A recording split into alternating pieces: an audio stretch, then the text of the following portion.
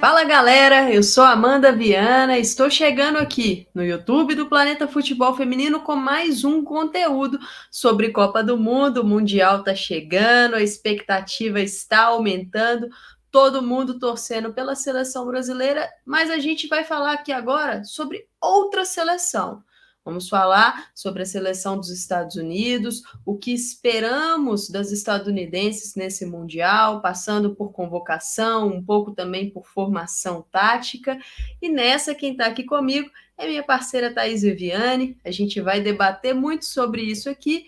Antes de chamar a Thaís para dar o destaque inicial dela, eu peço a vocês que se inscrevam aqui no canal, curtam o conteúdo, compartilhem para que a gente possa atingir o maior número de pessoas nesse Mundial. E aí, Thais, tudo bem com você? Hoje é dia de falar de Estados Unidos.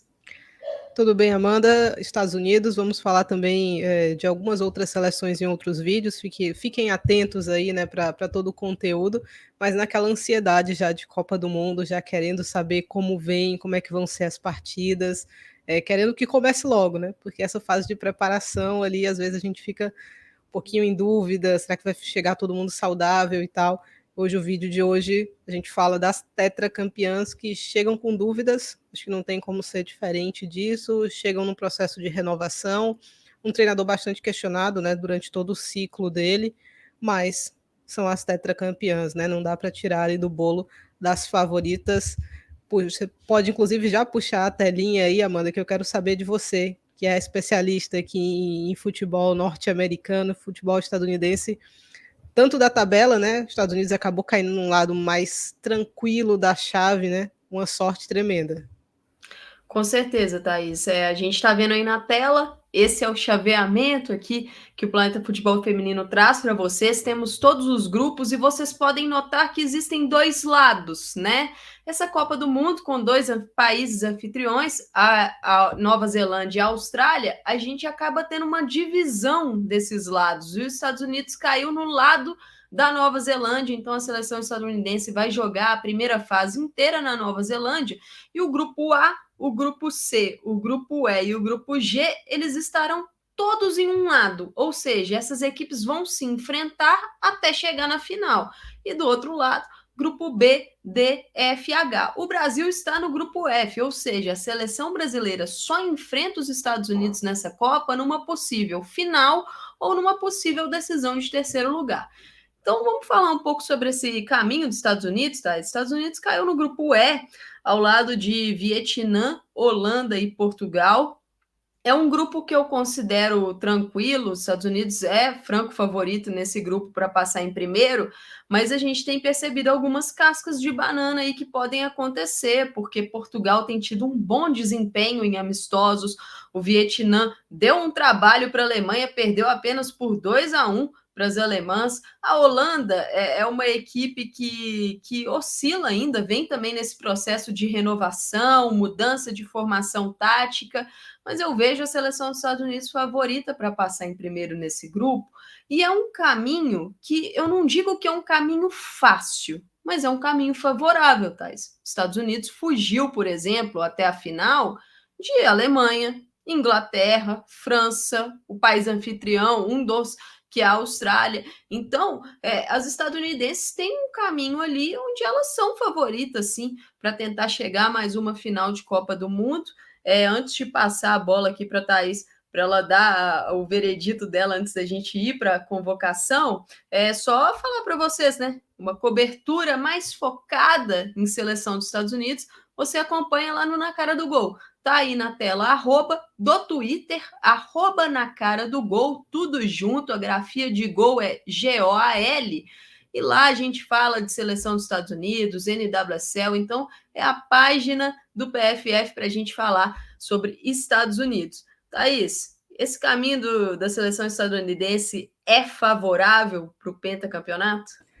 Olha, ajuda bastante, né? Assim, não sei se elas vão terminar campeãs, mas que é um caminho bastante tranquilo. É bem verdade que em 2019 elas pegaram um caminho difícil, né? Um caminho que no primeiro mata-mata já tinha um grupo tranquilo, mas no primeiro mata-mata você já tinha uma Espanha que estava começando, né? Ainda não era o que é hoje, mas estava começando a dar os primeiros passos ali, acabou complicando bastante a partida. Depois vinha a França, né? E os Estados Unidos estavam com medo terrível da França, porque tinham perdido no começo do ano ali para elas. Depois um jogaço contra a Inglaterra, então foi um caminho suado. Dessa vez elas pegaram uma rota bem mais tranquila. Vamos ver se isso vai ajudar ou atrapalhar, né? Se na hora da exigência mesmo vão sentir falta de ter pego um caminho com adversários mais complicados. Em relação à convocação, né? Que é o nosso próximo tema aqui, Amanda. O que é que você achou da convocação da seleção norte-americana? Você gostou? Você sentiu falta de algum nome? Você tem alguém que te surpreendeu dentro dessa lista? Olha, o Vlatko Andonovski, até como você citou, começou a fazer uma renovação na seleção estadunidense ali a partir de novembro de 2021 e acabou sofrendo com muitas lesões, né, nesse caminho. Por exemplo, não terá Catarina Macario na Copa do Mundo, Mal Svensson, que eu acho que é talvez o principal desfalque, porque vinha sendo a melhor jogadora em termos de desempenho dessa seleção em 2023, então acho que são dois desfalques consideráveis. Perdeu a capitã Beck Sauerbrunn recentemente, né? Ela com uma lesão no pé não conseguirá se recuperar a tempo. É uma convocação, Thais, com 14 estreantes em Copa, né? Eu acho que esse número chama atenção e a maior surpresa para mim é a jogadora mais jovem dessa lista, Alyssa Thompson, 18 anos. Foi uma surpresa porque é uma jogadora muito jovem e que disputou o Mundial Sub-20 com a seleção estadunidense no ano passado, teve a sua primeira convocação para a principal naquela data FIFA em que os Estados Unidos jogou contra a Inglaterra e Espanha, só que eu acho que a presença dela aí me parece uma surpresa, porque quem ficou de fora foi a Ashley Hatch, que foi uma atleta que fez parte desse ciclo do Andonovski. Então, eu realmente achava que a Hatch iria para a Copa do Mundo, mas ele optou pela juventude da Thompson. Um outro nome que foi surpreendente para mim é o de Savannah Demelo, porque é uma jogadora que vem brilhando na NWSL, mas tinha tido pouquíssimas chamadas com a seleção. Ela acabou estreando com a camisa estadunidense no jogo contra o País de Gales, recentemente. Então, é uma atleta que não vinha aí tendo grande destaque dentro das convocações. O Andonovski chamou, na minha visão, um grande acerto ele ter chamado a Demelo, porque é uma jogadora muito dinâmica ali de meio, tem uma bola parada muito forte, mas eu achei uma convocação bem dentro do que eu realmente estava esperando. Uma outra surpresa, Thaís, na minha visão, foi ele levar apenas 3 zagueiras. Ele está levando 3 zagueiras e 4 laterais. Talvez pensando numa Julie Ertz podendo fazer a zaga caso necessário, mas os problemas físicos dessa seleção ainda deixam uma pulga atrás da orelha. Rose Lavelle, Julie Ertz, Megan Rapinoe. Como é que você viu aí o cenário dessas 23 estadunidenses, Thais? Olha, do meio para frente, eu acho um time interessante. Acho um time que tem potencial. A gente pode fazer ressalva a um ou outro nome, né? Uma Megan Rapinoe que vai muito mais para um papel de unir o grupo, né? De ser uma figura importante no banco, de repente para pênaltis, né? Se for necessário aí numa decisão por pênaltis, mas do meio para trás, uma seleção que deixa muito a desejar, né? Alguns nomes acho questionáveis, como o da Kelly O'Hara, por exemplo, uma jogadora que tem um histórico tremendo de lesões, que já não vive um grande momento, e o fato dele ter levado só 3 zagueiras é um risco, né?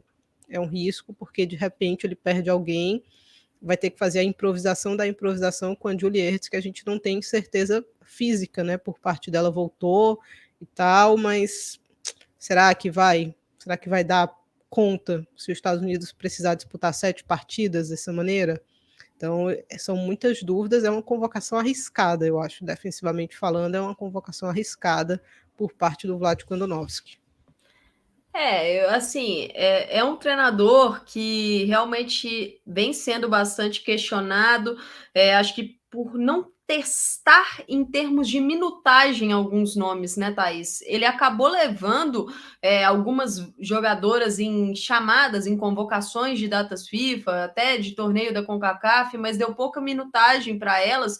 E com isso, na hora que vem as lesões e que você precisa ali da atleta, precisa saber se ela realmente vai dar conta, você fica nessa dúvida, você fica nesse limbo, e o Andonovski está sofrendo um pouco com isso. Vamos ver se na Copa do Mundo a gente terá essas jogadoras no seu auge físico. Então, para começar a falar já dessa questão do auge físico, acho que a gente vai poder debater bastante. Vamos trazer o campinho aqui.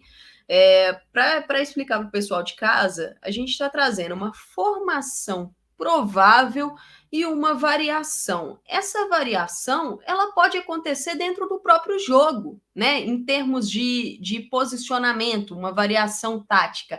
A questão dos nomes, eu acho que vai muito de momento do jogo, às vezes um segundo tempo, ou às vezes de adversário, né, Thaís? Às vezes poupar ali uma jogadora que está com 2 cartões amarelos, por exemplo. Então, vamos falar um pouquinho sobre isso. Podem perceber que a linha de zaga não mudou. Eu acho que essa será a base titular da linha de zaga. Caso o Andonovski faça alguma mudança, será mais por um ponto físico ou talvez alguma suspensão. Se ele optar por uma experiência como a Kelly O'Hara ali no lugar da Emily Fox, mas eu não acredito que isso vá acontecer de início. Isso aí talvez é uma coisa para sequência da competição, fases mais agudas, se ele observou algo, eu acho que essa é a linha titular, né, Thaís? Eu imagino que sim, imagino que essa seja a linha titular da defesa. Existe muito debate em relação a Crystal Dunn, né? Se ela pode jogar mais avançada e faz isso por clube também, mas eu acho que a necessidade da seleção é que ela seja lateral mesmo, né? Acho que hoje os Estados Unidos teria dificuldade de substituí-la por ali, então eu acho que não tem muito o que mexer nessa linha de defesa e é torcer para que todo mundo fique saudável até o fim do torneio, né? Se alguém aqui sente qualquer coisa, a substituta já talvez não mantenha o nível, né? Sobre essa questão da Dan, eu acho que entra na questão dos testes que eu falei. Ele deu pouca minutagem para jogadoras ali. Quem jogava ali enquanto a Dan ainda estava naquele período de voltar da gravidez dela era a Emily Fox, que é uma lateral que ela é ambidestra. Então ela estava atuando pela esquerda. Mas, por exemplo, eu senti falta de mais minutos para uma Carson Pickett, que é uma jogadora muito regular na NWSL. Então eu senti falta de minutos para ela para ver como é que ela encaixaria na seleção. Acho que é a questão do teste mesmo, né? Você só vai saber se a atleta vai render ou não ali se você está dando minutos para ela.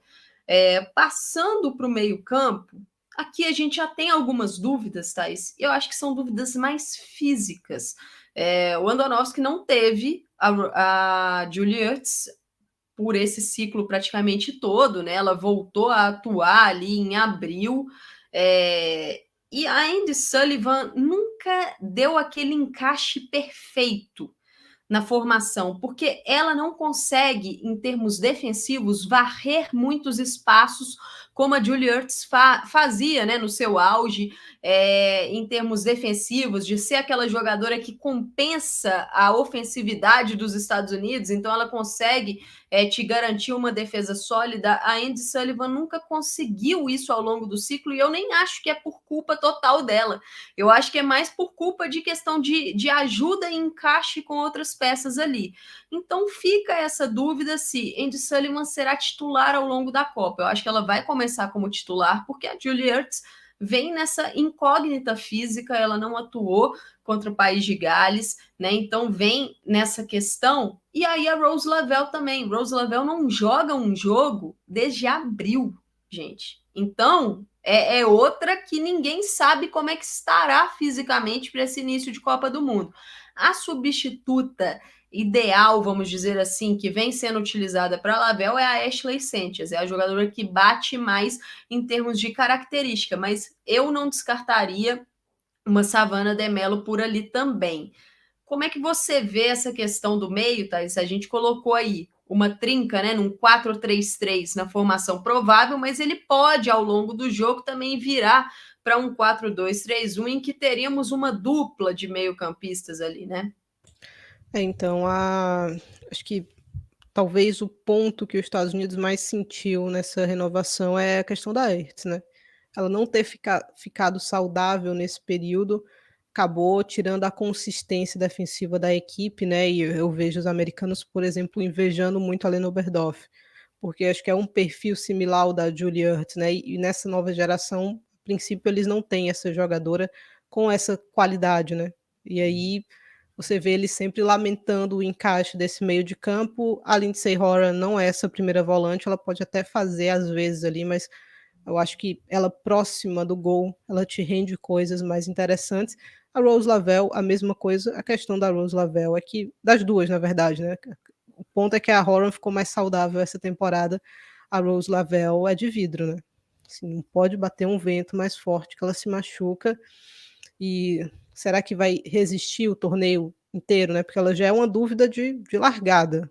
Será que ela vai conseguir passar, a Copa do Mundo toda saudável? Eu tenho dúvidas, mas é um meio de campo interessante, especialmente se a Julia Ertz consegue se recuperar, ela traz uma segurança maior defensivamente falando, e a Horan e a Lavelle têm um poder de criação e uma visão de jogo muito interessante, né, até para finalizar de fora, para ganhar um pênaltizinho ali, a Rose Lavelle gosta bastante disso, então é um meio de campo interessante, mas ele tem muitas ressalvas físicas. Exato. Passando para a linha de ataque, a gente tem aí uma trinca no ataque. Imagino que Alex Morgan e Sophia Smith são as certezas, né? A Sophia Smith, na minha visão, a principal jogadora ofensiva desse time. Tá jogando um bolão e tem chance de ser um dos principais destaques dessa Copa do Mundo. A dúvida está na ponta esquerda, que era justamente o lugar da Mal Swenson. E o Andonovski ainda não conseguiu encontrar ali aquela peça e vem, eu acho que até escondendo o jogo, porque ele iniciou o amistoso contra o País de Gales com a Alyssa Thompson, e na minha visão, Lynn Williams e Trinity Rodman vêm à frente da Thompson nessa briga. Então eu estou bastante curiosa para ver qual vai ser a peça que ele vai escolher para iniciar. Acho que todas as três têm condição de desempenhar um bom trabalho. Das três, Lynn Williams é quem entrega mais defensivamente. Eu acho que esse é um fator importante, principalmente pelo tanto de compensação que esse time precisa, né, no lado defensivo. Então, esse pode ser um fator que a coloque nessa titularidade. Na segunda imagem, a imagem da variação, a gente colocou ali uma formação sem a Morgan, porque vem sendo testada também. E aí as opções de jogar centralizada, basicamente todas essas peças do ataque podem jogar centralizadas. A Sophie Smith era a minha aposta inicial, mas a Rodman atuou mais centralizada no segundo tempo, em parte dele contra o País de Gales. Então acho que pode haver uma inversão ali, ficaria um ataque um pouco mais móvel. É um time que ataca muito bem em transição, são jogadoras muito velozes, Thaís. Como é que você vê esse cenário? A gente não falou de Megan Rapinoe, mas Rapinoe vai ser uma reserva nessa Copa do Mundo também. Sobre a Rapinoe, eu acho até normal que a gente não tenha falado tanto dela, porque hoje ela já não é mais o centro dessa seleção. Anunciou a sua aposentadoria para depois que a temporada da NWSL se concluir, então vai terminar por aqui também com a seleção, independente do resultado. E eu acho que hoje é um papel muito mais de grupo do que a figura que vai ter todos os holofotes, né? Acho normal que a gente fale pouco dela. Eu gosto bastante desse trio de ataque dos Estados Unidos, as duas variações, né? Seja com a Lynn Williams, seja com a Alyssa Thompson. Eu acho que com a Alyssa você tem uma ofensividade com mais qualidade, você tem aquele drible, aquele desequilíbrio. Com a Lynn Williams você tem uma questão de grupo mais forte, de recomposição defensiva mais forte. A gente assiste os jogos, eu costumo comentar que a Lynn Williams é melhor pior do mundo, a pior melhor do mundo, porque é uma jogadora que claramente tem algumas limitações, né? Não é aquela jogadora tecnicamente super bem acabada, mas é a peça que todo mundo quer ter no seu time, né? Uma jogadora de equipe que recompõe de maneira excelente, que é intensa durante toda a partida, que ataca o tempo todo, que é muito veloz, é muito difícil tirar a bola dela quando ela bota na frente. Então, eu gosto das duas variações, eu acho que vai depender muito. Se você quiser um pouco mais de atenção defensiva, de recomposição, eu acho que ele vai ter Lynn Williams numa ponta e, quem sabe, Trinity Rodman na outra, e aí na frente, Sophie Smith ou Alex Morgan. Se tiver numa situação que os Estados Unidos não precisa se preocupar tanto com a parte defensiva, mas precisa de gol, precisa ir para cima, ofensivamente falando, aí eu acho que a gente vai ver a Alyssa Thompson, pelo esse caráter desequilibrante que ela tem mesmo. Então, mas da parte de ataque, eu acho que a parte mais tranquila para os Estados Unidos. Eu tô com você, são muitas variações e muitas opções. Bom, pessoal, sobre a seleção estadunidense, é esse vídeo mais rápido para a gente tentar falar o que a gente espera mesmo sobre a equipe na Copa do Mundo. Fiquem ligados aqui no YouTube do Planeta Futebol Feminino, porque outros conteúdos de outras seleções também pintarão aqui. Lembrem, compartilhem, se inscrevam, divulguem o canal e fiquem ligados na nossa cobertura da Copa do Mundo. Eu sou Amanda Viana, estive com Thaís Viviane. Até a próxima.